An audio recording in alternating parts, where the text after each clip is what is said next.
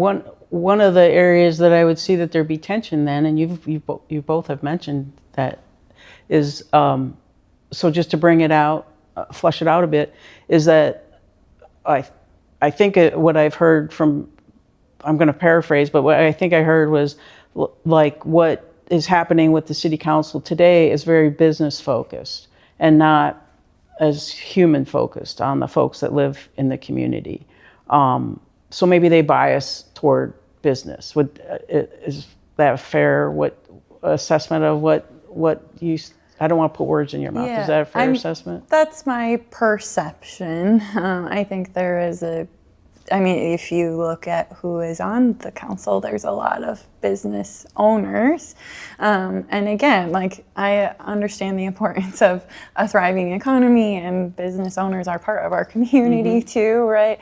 But they're not the only people in our community. So that is something that I feel like I present differently as a candidate, or offer something new to the table as somebody who has a career in human services and in working with folks that are often struggling the most in our communities. It's just a more well-rounded perspective, or a different perspective to offer.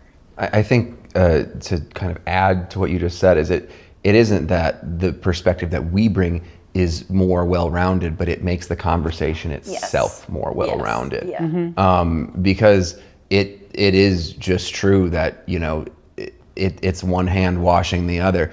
Like when people are more happy and well cared for and content in their living situation, you're gonna go out and spend more money. And I don't think about everything through that lens, but it does happen to be true that the rising tide holds all ships. Yeah. And it should be part of the calculus, because at the end of the day, every person who owns a business in this community gets one vote, and all those votes are worth the same thing. So if I'm looking at how I should, develop my attention, I'm going to go as broad as I can in terms of providing good.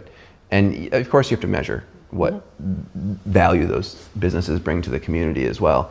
But it's just a togetherness. And I want to make sure that in those conversations, you hear that, what is the human cost always.